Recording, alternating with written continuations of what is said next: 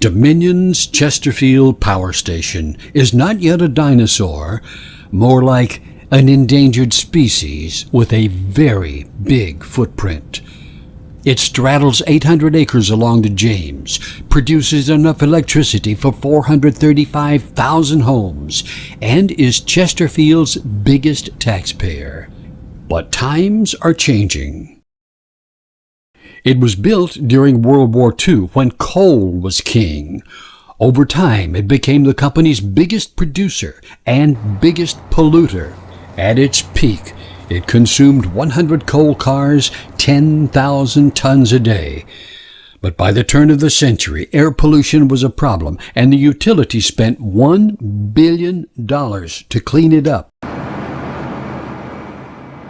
Today, Dominion says the white plume from this chimney at Unit 6 is 99% steam.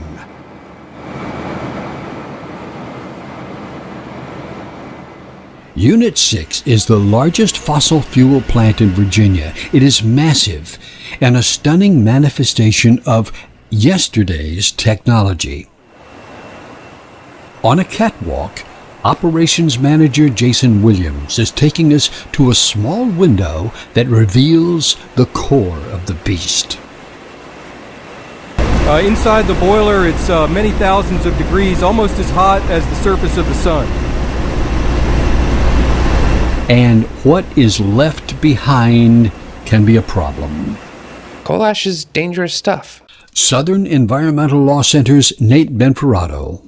It contains lots of heavy metals and other toxic pollutants, things like arsenic and hexavalent chromium. At Chesterfield, we're even seeing radium, which is a radioactive element more commonly associated with nuclear waste. It was the Duke Power spill in the Dan River in 2014 that highlighted the potential problem for most of us. But Dominion has been addressing it for years, draining storage ponds, drying the ash, and storing it in landfills on the site. Station Director Chris Dibble. This is just for perspective. This is where we were previously storing ash in this lower pond. We've since stopped doing that, and now all of our ash systems have been converted, and we're storing the ash in this dry storage landfill. So there's quite a bit of difference between the process we were using and the process we are now using. And what did this cost you? This entire process to convert from wet ash to a wet ash sluicing to dry ash storage is roughly $250 million. But environmentalists say it is not enough. They have studies and a legislative agenda. Southern Environmental Law Center's Nate Benferrato. We've been working with the James River Association at the Chesterfield site for a while now and have been sharing the results of our sampling with DEQ. We think the evidence is very clear. We've approached it in a number of different ways and used a number of different methodologies, that the ash is leaking pollutants into public lands and public waters. This is a recreational area, and we think it's even putting public's health at risk.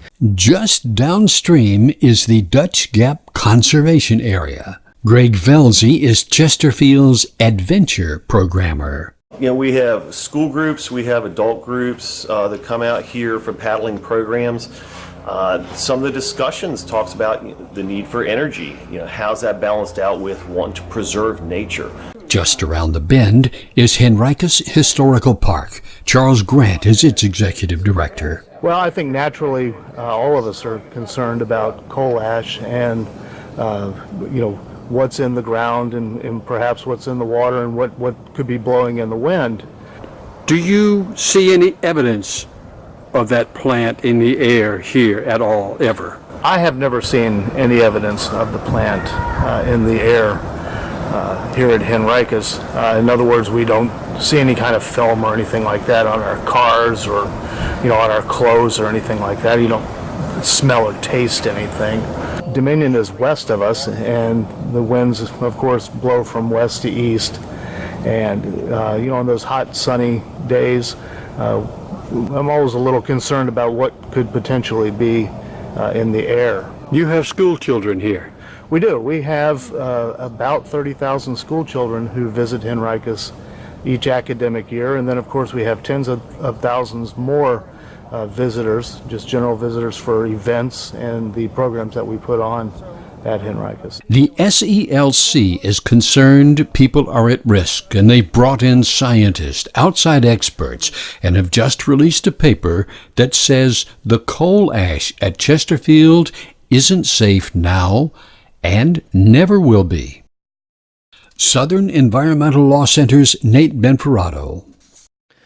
Capping this ash at Chesterfield is just not going to work. We've hired a team of experts to take a look at the hydrology of the site, and a cap simply won't stop this ongoing pollution. It will basically continue indefinitely.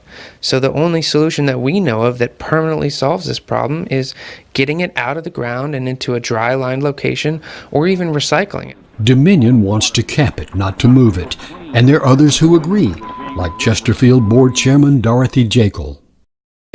Well, we feel it would be more worse of an impact to remove it, because it would put it all on. It would open that back up, and then it would all be on the roads and transported. And I think there's enough measures in place to make sure that when it's capped, it's safely capped. Last year's Senate Bill 1398 required Dominion to consider cleanup operations and cleanup costs. And the report by AECOM International estimated it would cost up to $1.1 billion to cap it in place, up to $4 billion to move it. Dominion spokesman Rob Richardson says they prefer the cap, but different people and different minds can debate how to study and how to manage coal ash. What you can't debate is Dominion Energy's commitment to the environment, and it goes all the way to the top of this company. This company cares about the environment. This company has dedicated people to make sure that what we're doing, our operations here, don't harm the environment. And you're prepared to spend whatever it takes. We are. Dominion is phasing out 2 smaller coal units here by the end of the year. Of the 4 remaining, 2 are gas and 2 are coal, including the largest in the system, Unit number 6. Meanwhile, Unit 6 continues to produce steam, coal ash, and power. A lot of power.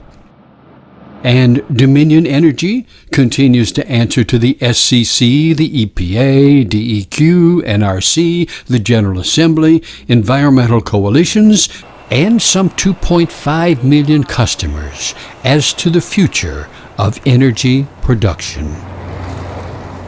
And the future here may be more about the cost of coal relative to other fuels and the cost of keeping it clean.